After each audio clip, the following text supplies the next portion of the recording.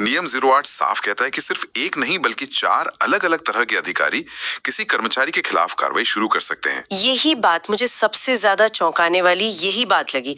4 अधिकारी मतलब appointing authority, disciplinary authority जी, और कंट्रोलिंग अथॉरिटी और कोई भी हायर एडमिनिस्ट्रेटिव अथॉरिटी। तो ये शक्ति सिर्फ एक जगह केंद्रित नहीं है, इसे कई स्तरों पर बांटा गया है।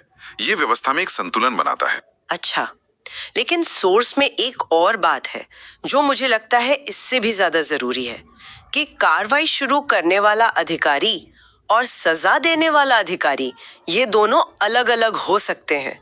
ये तो मतलब कमाल का नियम है। बिल्कुल, और यही इस पूरे नियम की कह सकते हैं आत्मा है। अब सोचिए, ये शक्तियों के पृथक्करण का एक बेहतरीन उदाहरण है। जैसे कोर्ट में होता है ना, पुलिस का काम है आरोप लगाना, सबूत इकट्ठा करना, सजा देना जज का काम है। हाँ, सही बात है। बस वही सिद्धांत यहाँ अपनाया गया है। इससे किसी भी तरह के भेदभाव या पर्सनल खुन्नस निकालने का जो चांस है वो कम हो जाता है। लेकिन एक मिनट, क्या इससे पूरी प्रक्रिया बहुत धीमी और जटिल नहीं हो जाती? मतलब अगर जांच कोई और करे, रिपोर्ट कोई और बनाए और फिर फैसला कोई तीसरा अधिकारी ले, तो इसमें तो काफी समय लग सकता है। आपका सवाल बिल्कुल जायज है और व्यवहार में ऐसा होता भी है। प्रक्रिया लंबी खींच सकती है, पर यहाँ पर जो सोच है वो ये है कि न्याय में देरी हो जाए वो मंजूर है, पर किसी बेगुनाह को जल्दबाजी में सजा ना मिल जाए।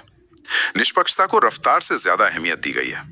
अच्छा, तो एक तरफ तो ये नियम शक्तियों के बंटवारे से एक जूनियर कर्मचारी को बचाता है, लेकिन सोर्स में एक और पहलू है जो सीनियर अधिकारियों को एक जबरदस्त ताकत देता है कि कोई भी हायर अथॉरिटी सीधे एक्शन ले सकती है। ये तो एक तरह से सुपर बॉस पावर हो गया, है ना? हाँ बिल्कुल, और ये एक कह सकते हैं दो धारी तलवार है। एक तरफ तो ये बहुत जरूरी है ताकि जवाबदेही बनी रहे। मान लीजिए किसी स्टेशन पर कोई बड़ी गड़बड़ी हुई और लोकल मैनेजर उसे दबाने की कोशिश कर रहा है, तब ऊपर का अधिकारी सीधे हस्तक्षेप कर सकता है।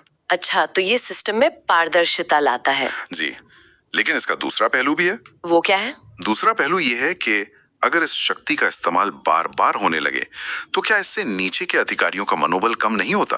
उन्हें लगेगा कि उनके अधिकार का कोई मतलब ही नहीं है, क्योंकि ऊपर से कोई भी आकर उनके फैसले को पलट सकता है। सही बात है। तो इसका इस्तेमाल बहुत संतुलन के साथ करना पड़ता होगा। बिल्कुल, ये एक बहुत ही संतुलन का काम है। तो इस पूरी बातचीत का सार क्या निकलता है? मेरे हिसाब से 3 बातें साफ है। पहली, रेलवे में अनुशासनात्मक कार्रवाई की शक्ति किसी एक बॉस के हाथ में नहीं है, ये बटी हुई है। सही है। दूसरी, जांच करने और सजा देने की प्रक्रिया को अलग रखकर इसे निष्पक्ष बनाने की कोशिश की गई है। और तीसरी, एक एस्केप वॉल्व भी है जहां